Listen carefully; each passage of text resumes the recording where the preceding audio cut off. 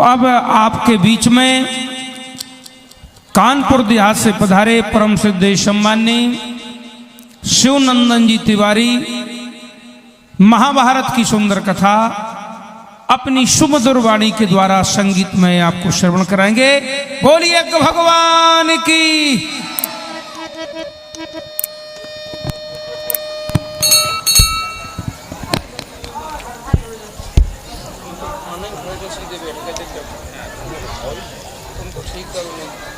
Hello Shri Ram. Hello hello पतली आवाज करो, थोड़ी बड़ा। Hello Shri Ram. Hello hello थोड़ी खनक बनाओ, खनक। हेलो श्री राम। ओम नमः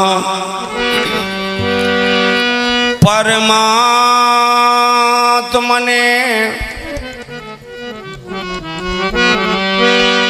श्री राम राम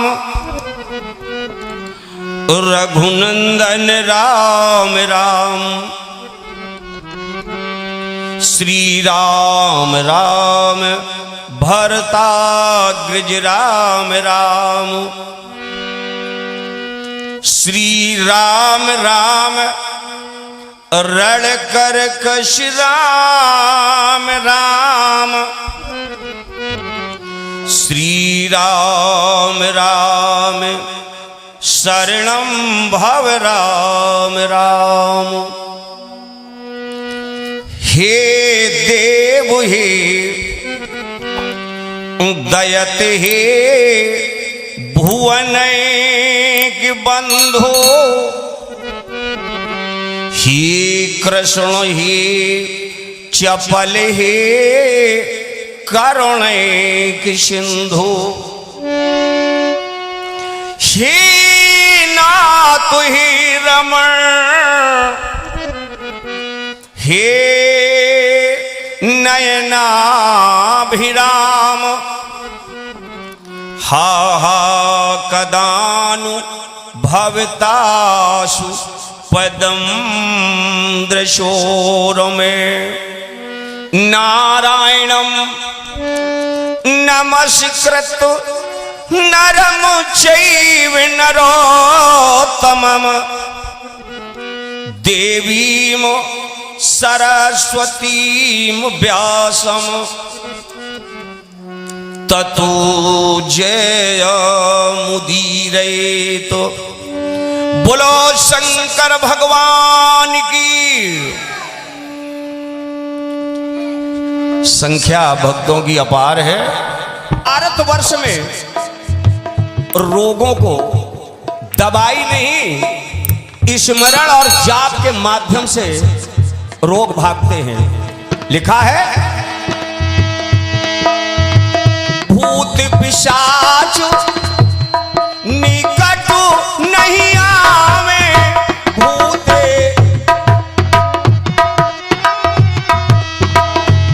कैसे महावीर जब नाम सुनावे,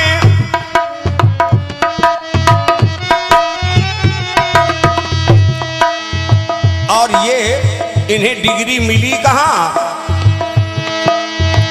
अष्ट सिद्धि नौ निधि के दाता, अष्ट सिद्धि नौ असबर दीन हो जानकी माता, असबर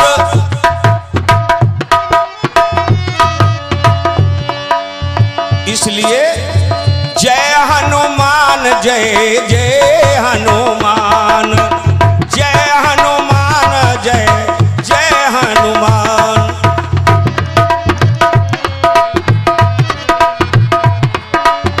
संकट मोचन कृपा निधान,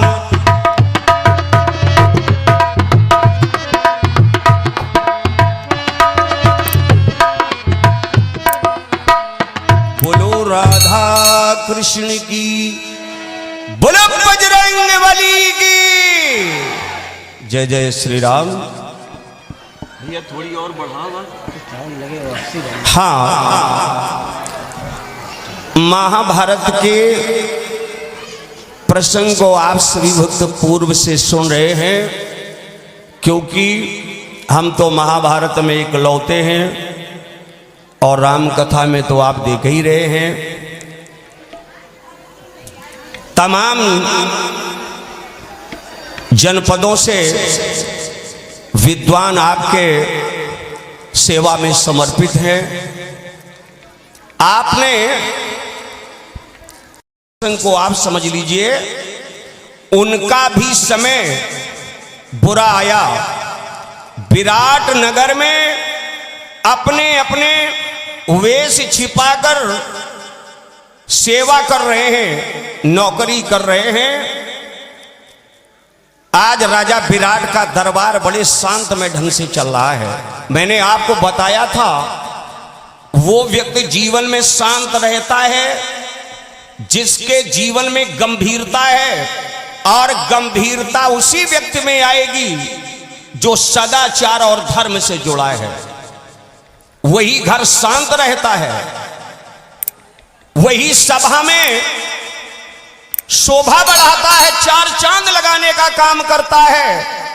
नहीं तो 10,000 की भीड़ लगी हो, केवल एक ऐसा दूषित व्यक्ति आ जाए, पीछे खड़ा होकर के चिल्ला दे, दौड़ो आग लग गई।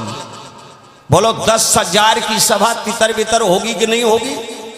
लेकिन ऐसे व्यक्ति के जीवन में हश्र क्या होता है आप देख रहे हैं।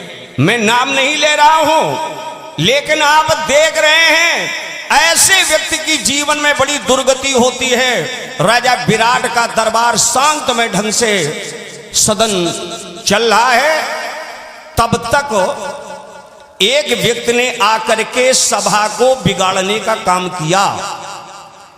ध्यान देना आप लोग, ये कौन था?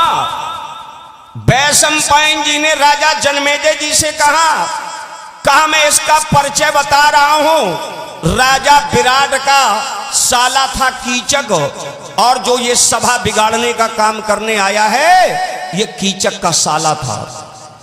ये मल्ल था, पहलवान था, बड़ा पहलवान था। ये आया और सभा के पीछे खड़ा हो गया, ताल ठोकने लगा, ललकार रहा है। इतनी भरी सभा में कोई ऐसा क्षत्रिय सुपूत है जो हमसे जोर कर ले, माने हमसे कुश्ती लड़ ले? जैसे सभासदों ने मुड़ के देखा, बहुत विकराल शरीर का है, सब शांत बैठ गए। कैसे?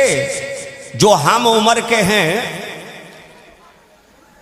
उन्हें ये निश्चित रूप से पता होगा, जब प्राइमरी में पढ़ते थे, हमारी 54 वर्ष चल रही है, ऐसे उम्र के जो भी लोग हैं, तो प्राइमरी स्कूल में पहले डिप्टी साहब बहुत आते थे, और जो कमजोर छात्र हुआ करते थे, जैसे डिप्टी साहब की सूचना मिली, वो अपनी अपनी गर्दन झुका लेते थे कि हाय डिप्टी साहब हमसे सवाल न पूछे। आज यही स्थिति हो रही है राजा विराट की सभा की। सभी शांत बैठ गए, लेकिन जो राजा विराट के सलाहकार हैं, वो राजा विराट से कह रहे हैं, बोले राजन एक बहुत बड़ा संकट आ गया। बोले वो देखो सामने ललकार रहा है, कह रहा हमसे कोई युद्ध करेगा।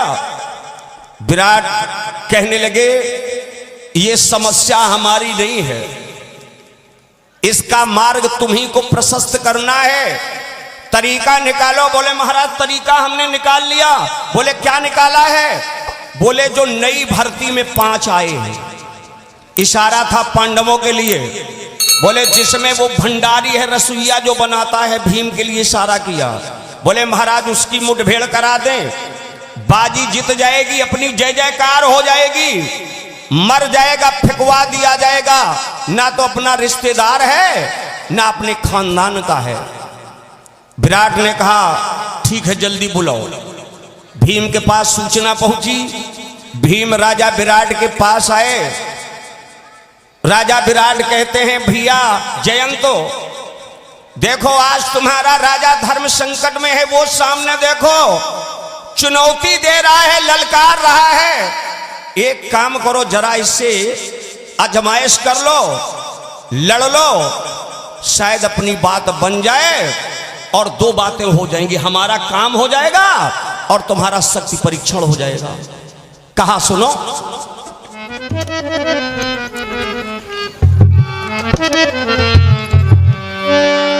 कहा बोले बलबीर जयंती आओ,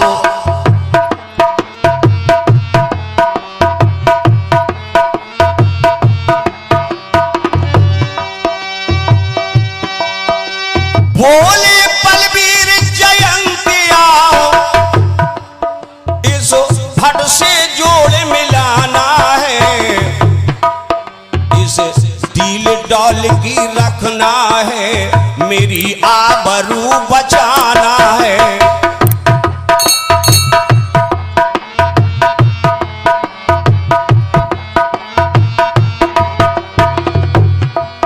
अवसर है ऐसे योद्धा में, थोड़ी सी जांच तुम्हारी हो। अवसर है ऐसे योद्धा में, थोड़ी सी जांच तुम्हारी हो। कुछ शक्ति भक्ति रखते हो या केवल पेट पुजारी हो।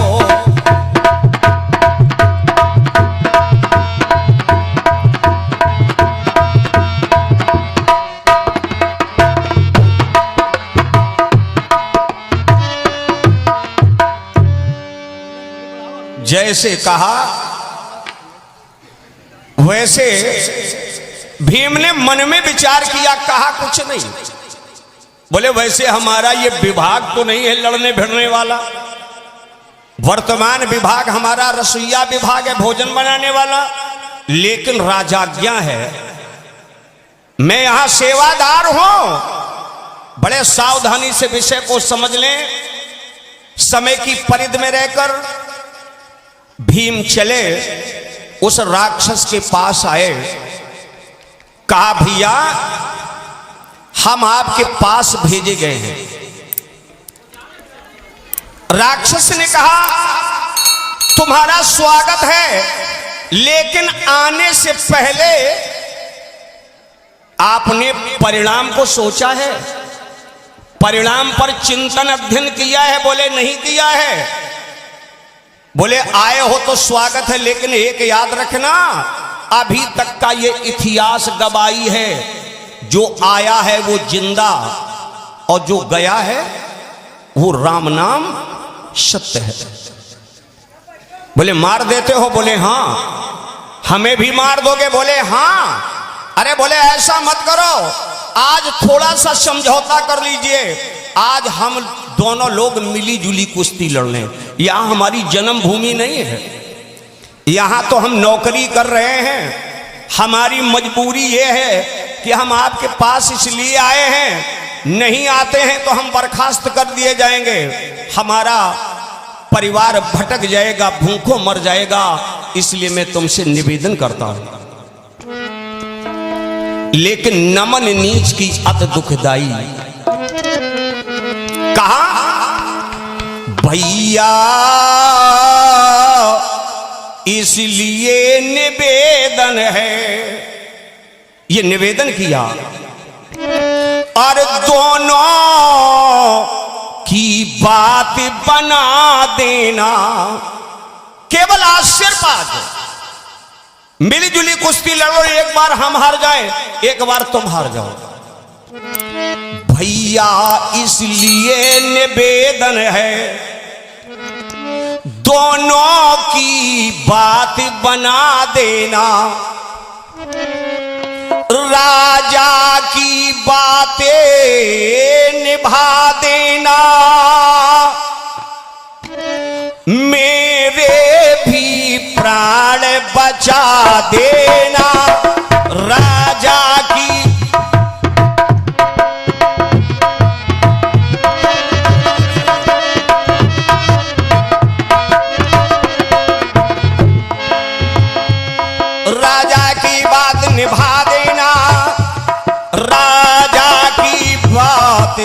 निभा देना, मेरे भी प्राण बचा देना।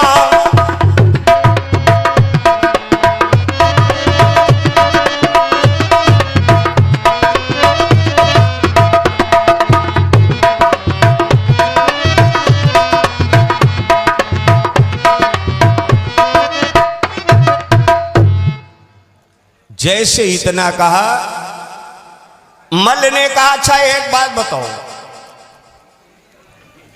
इन जरा बच्चों को शांत करो, ये जो बैठे हैं ये।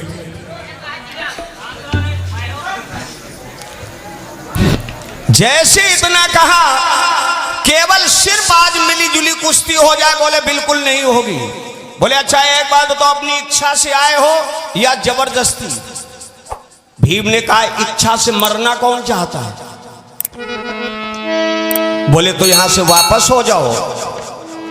कहने लगा कि साहस हो तो आगे आना, अगर हिम्मत हो तो आगे आओ, ना यहां से वापस चले जाओ। साहस हो तो आगे आना, अन्यथा खिजावट ठीक नहीं। लड़ना भी और जोर करना, ये व्यर्थ मिलावट ठीक नहीं।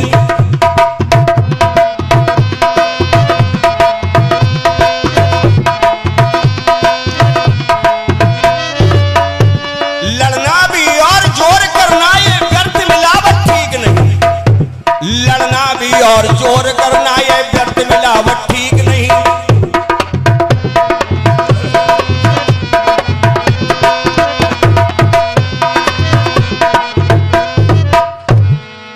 पहली बात। फिर कहा आत्मा गवा न देती हो, तुम्हें डर लग रहा है? भीम ने कहा हल्का हल्का। आत्मा गवा न देती हो, इस धार पर ना चढ़ बाबा। परिवार है? भीम ने कहा हाँ। बोले लड़का बच्चा? बोले हाँ। आत्मा गवा न देती हो, इस धार पर ना चढ़ बाबा। और करना तुम्हें क्या है? अपने बच्चों का पेट पाल, मेरे पीछे मत पड़ बाबा।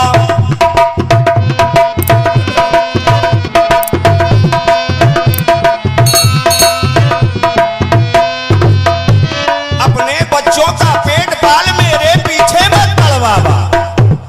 अपने बच्चों का पेट पाल, मेरे पीछे मत पड़ बाबा।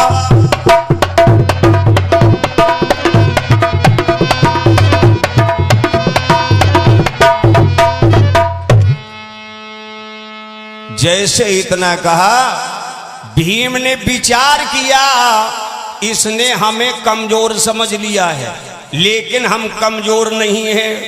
बोले मान जाओ। बोले नहीं मानेंगे।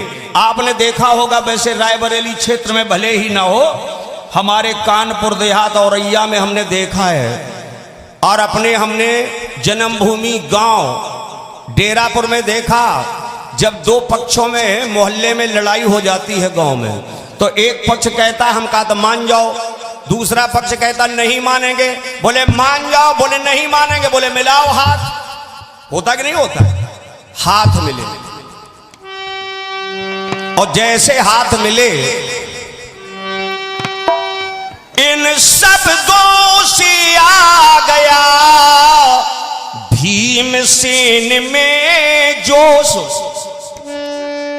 और भीमसेन में जोश, और फुर्री आई बदन में, रहा न पहला होश।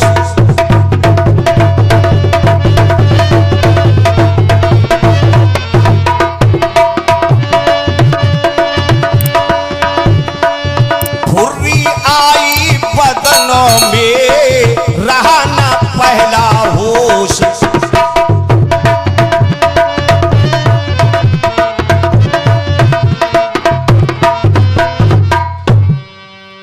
जब हाथ मिलाए गए तो भीम ने क्या किया? समय के गति को देखकर भीम ने अपना पूरा बल लगा दिया, और उस मल्ल के हाथ को जैसे अपनी ओर खींचा, मल्ल का हाथ भीम के हाथ में आ गया। मल्ल बिना हाथ का हो गया। भीम ने खींच लिया।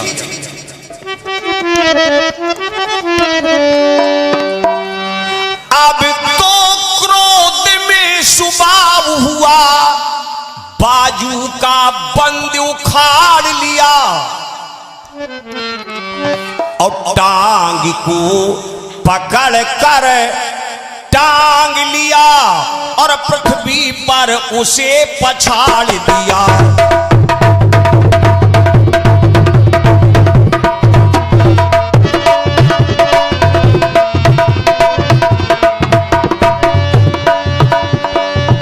टांग को पकड़ कर टांग लिया, पृथ्वी पर उसे पछाड़ दिया।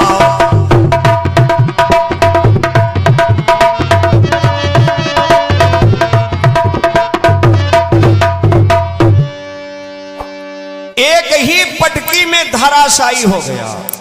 गोविंदाय नमो नमः समाप्त हो गया। जैसे राजा विराट को बताया गया, बोले महाराज वो तो निपट गए। बोले कौन? जो ताल ठोक रहे थे। बोले मर गए? बोले हाँ महाराज मर गए। बोले किसने मारा है? बोले वही जो भंडारी नई भर्ती में जो 5 आए थे, भीम के लिए इशारा किया। राजा विराट ने आदेश किया, बोले एक काम करिए, जो नई भर्ती में 5 आए हैं, इनके विभाग में काम हल्का कर दो, काम हल्का कर दो और इनकी खुराकी बढ़ा दो। तो इनकी खुराकी बढ़ा दी गई। ये भी भगवान की कृपा से संभव है मित्रों। बड़े प्रेम से इनका समय व्यतीत हो रहा है।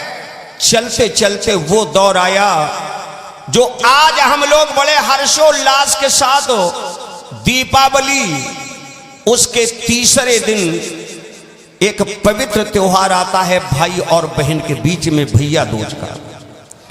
ये पर्व आया महारानी सुदेशना के भाई कीचक ने, राजा विराट के साले कीचक ने विचार किया, चलो बहन के यहां चलते हैं, टीका करवा लिया जाए, माने तिलक लगवा लिया जाए। ऐसा सोचकर जैसे महलों में प्रवेश करता है, महारानी सुदेशना को जब बताया गया तुम्हारे भैया का आगमन हुआ है, इससे बड़ी और कोई प्रसन्नता बहन को नहीं हो सकती है। ध्यान देना आप लोग। शैलेंद्री द्रौपदी से महारानी सुदेशना ने कहा, देखो बेटी, मैंने पूरी जिम्मेदारी ली थी,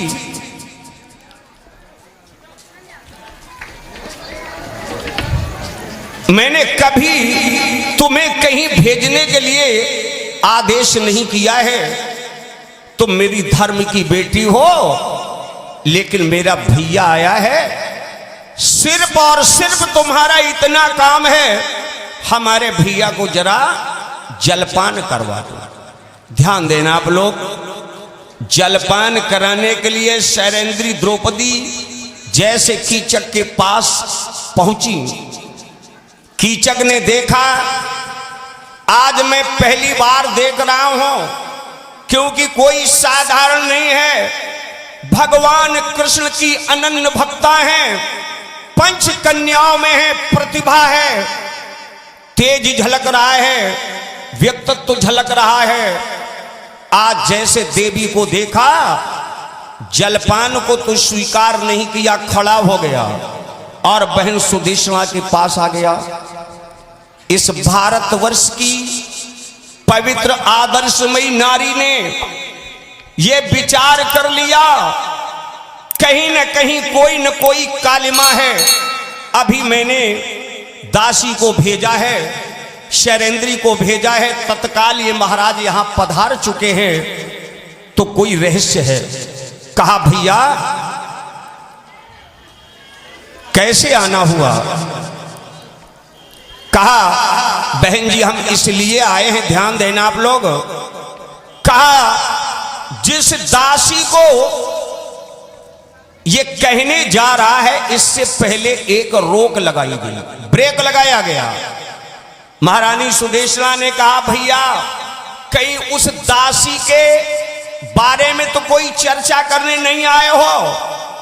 कहा बहन उसी दासी के बारे में चर्चा करने आया हूं। कहा नहीं भैया मत करना। क्यों? वो मेरी धर्म की बेटी है, वो मेरी धर्म की बेटी है। तुम वास्तविक भैया हो, इसलिए नाते में वो तुम्हारी भांजी है। भैया बिल्कुल कुछ न कहना। लेकिन मित्रों याद रखो, जब जीवन में बुरे दिन आते हैं, उल्टे काम शुरू हो जाते हैं, विनाश काले विपरीत बुद्धि, इतनी रोक लगाने के बावजूद ये कहता है नहीं बहन वो दासी हमें दे दो, 1000 दासियां उसके बदले में हमसे ले लो। महारानी सुदेशना ने कहा भैया ये कदाप नहीं हो सकता है, क्योंकि मैं भारतवर्ष की नारी हूं, जो मैंने वादा किया है मैं उसका निर्वहन करूंगी।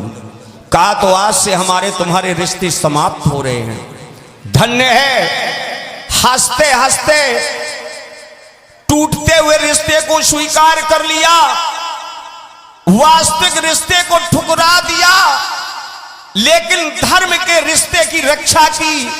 ये हमारी भारतीय संस्कृति है, ये हमारा सनातन धर्म है, ये हमारे भारत के संस्कार हैं। मित्रों इसमें थोड़ा सा प्रकाश डालना पड़ेगा। हर माई को, हर भाई को अपने बच्चों को संस्कार देने होंगे, और यदि संस्कारों से कहीं हमारे परिवार का बच्चा वंचित हो रहा है, तो आने वाले समय में हमारे जीवन में कहीं अंधकार ना आ जाए। इसलिए हमारे रामायणी जी ने भी आपसे कहा था, मैं भी आपसे कह रहा हूं, और जितने विद्वान आ रहे हैं वो सब कह रहे हैं, और सभी मंचों पर जहां जहां हम लोग जाते हैं वहां यही कहते हैं कि हर मां अपने बेटे को संस्कार दे, नहीं तो अपने आराध्य को, अपने आदर्श को भूल जाएंगे। वो पूछेंगे कि राम कौन थे, कृष्ण कौन थे, जन्मभूमि कहां थी। अगर हम अपने बेटों को संस्कार नहीं देते हैं तो बेटों का पूरा समय किल्ली डंडा, यद्यपि पढ़ाई में भी जाएगा, लेकिन पढ़ाई के साथ साथ संस्कारों का भी समावेश आवश्यक है। तो आज कीचक वहां से चला आया, उसके बाद उसने दूती को भेजा। देखिए बात अभी रुकी नहीं है, दूती को भेजा, दूती से भी जब बात नहीं बनी, अब विचार करता है कि चलो अब मैं स्वयं चल रहा हूं। मित्रों जरा विचार कर लीजिए, ऐसे जीवन से लाभ क्या है जिस जीवन में कोई संकल्प ना हो, जिस जीवन में स्वयं पर भरोसा, स्वयं पर विश्वास न हो। ऐसा तो मैं समझता हूं ये निष्काम जीवन है, व्यर्थ का जीवन है। आज वही कीचक विचार करता है और तैयारी बनाकर ये पुनः विराटनगर जाता है, जहां पर द्रौपदी एकांत जगह में बैठी भगवान घनश्याम श्याम सुंदर का स्मरण कर रही हैं। चलो हम आप भी कर लेते हैं। और गोविंद हरे गोपाल हरे, बोलो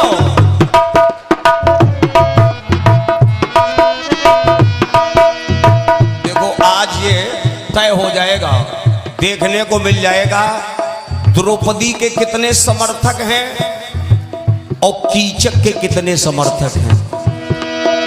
हाँ ये पहचान हो जाएगी। द्रौपदी आज संकट के दौर में गोविंद का ध्यान कर रही हैं। गोविंद हरे गोपाल हरे,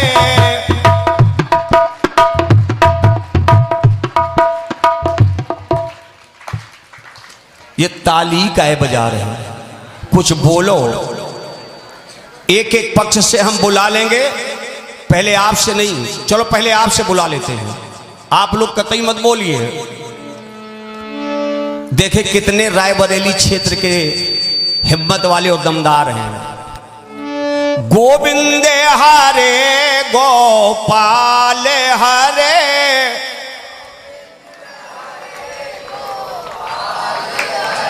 कहे भैया पीछे वाले का मूंगफली बेच रहे हैं। बोलो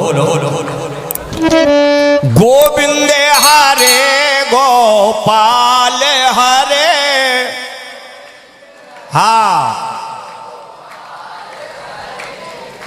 अब तुम चुपचाप रही हो बिल्कुल। अब आपकी बारी है। गोविंद हरे गोपाल हरे। हाँ देखो, बुलंदी आई। बोलो हार रहे हो कि जीत रहे हो? अभी थोड़ा फैसला है, अंतर हो जाएगा। गोविंद हरे गोपाल हरे। आप नहीं, ये बात। जय जय प्रभु दीन दयालो हरे। आप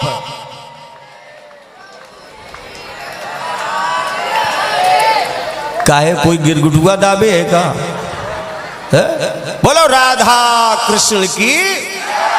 ये आगे का प्रसंग कल की सभा में सुनेंगे और सभी लोग बोलेंगे बोलो बजरंग बली की।